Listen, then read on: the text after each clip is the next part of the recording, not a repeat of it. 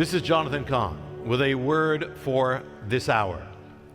If you've read The Harbinger or The Paradigm, you know that we are replaying an ancient template of judgment.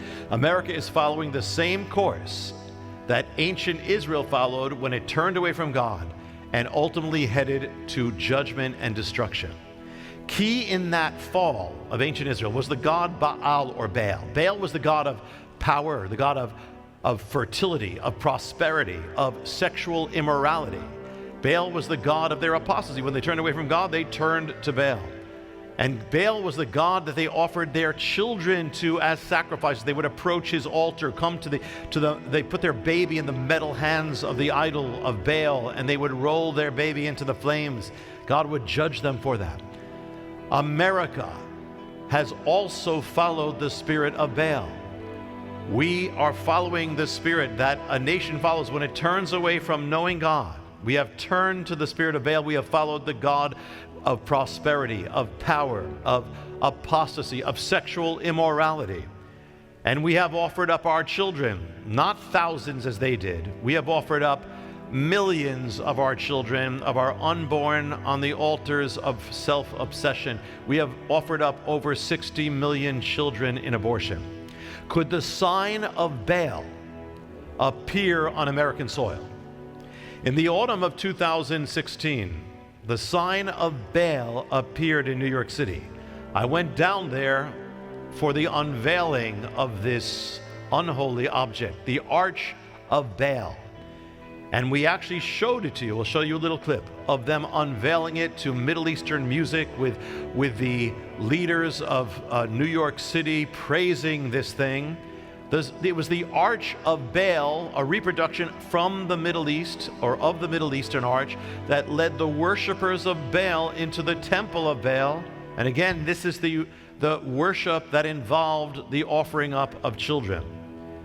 It is the sign of a nation that has fallen from its God, and now it appeared in America.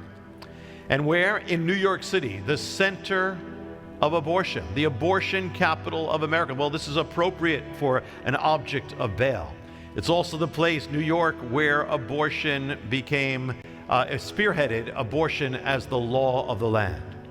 But the timing was also important. It was autumn 2016, and there was a great conflict, or a great convergence. It was the election of the autumn of 2016, the election for president, Donald Trump versus Hillary Clinton. And never before had the issue of abortion, the issue of Baal, become such a brazen issue. For the first time in its history, the Democratic Party literally celebrated abortion at its convention and vowed to strike down every hindrance to abortion in America. This is the issue of Baal. And so now it appeared at the time heading to the election in New York City, New York, which is the place of Donald Trump and Hillary Clinton. Actually, they both were there in New York City on the night of the election. It was almost like a spiritual warfare, conflict over this, a dark warfare, because the forces that are for abortion are ultimately linked to Baal. Now, in the paradigm, it mentioned two cities. I mentioned two cities linked to Baal or abortion. One was New York City, and the other is Washington, D.C. See, these are the two capitals of Planned Parenthood. And it's also the one, New York, is where abortion was spearheaded for the nation, and Washington is where abortion was made the law of the land through the Supreme Court.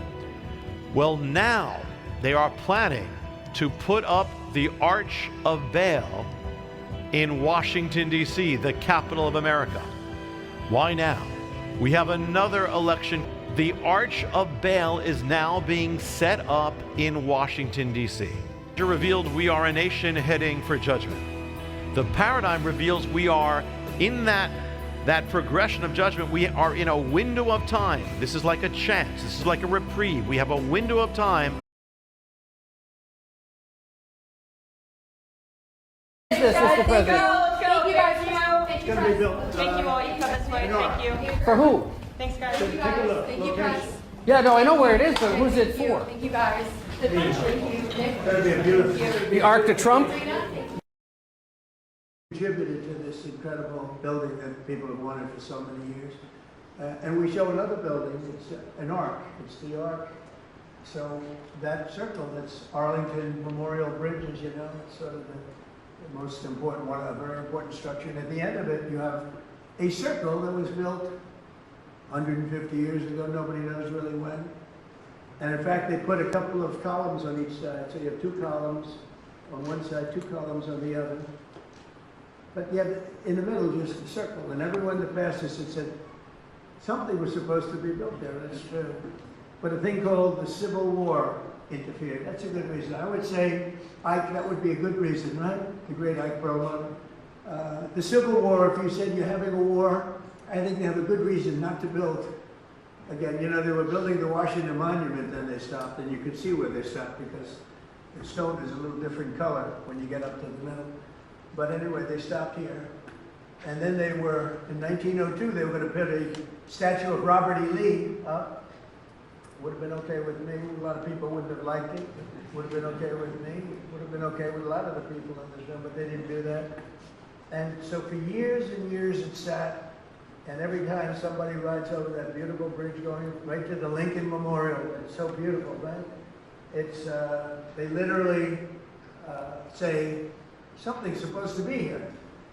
And so we have versions of it, sizes of it, and it's going to be really beautiful. I think it's going to be fantastic. There's a rendering of what it will look like. You have 3 sizes.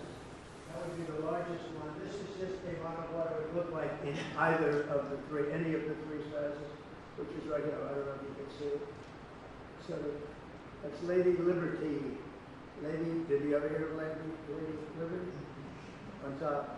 But, so the sizes would be very different. Now here's Lincoln, and this is sort of facing this way.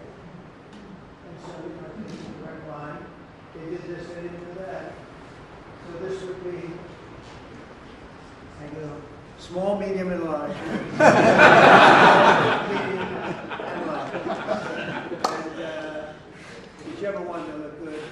I happen to think the large one's quite fun. Here's what he wants, and here's where he wants it, across the Arlington Memorial Bridge, where Memorial Circle is. You've probably driven by there. He wants this done quickly, too. News 4's Joseph Olmo joins us now live with more on this. So, Joseph, hi. What do we know about this proposed arch? What's going on? Happy Thursday. Listen, we all know there's no shortage of iconic, truly one-of-a-kind landmarks in D.C. We should all be able to close our eyes and do this without even looking. Of course, you have the Jefferson Memorial, you have the Washington Monument, you have the Capitol, and I don't need a prop for this. The iconic Lincoln Memorial there in all of its glory. The question on the table is, should there be another landmark added to Washington, D.C.? President Trump says yes. He wants to put an arch like that iconic one in Paris, the Arc de Triomphe, right here at the existing Memorial Circle. That's Lady Liberty. Lady, did you ever hear of Lady Liberty? Last night at the White House, You have 3 sizes. That would be the largest one. This is just a model of what it would look like in either of the 3, any of the 3 sizes.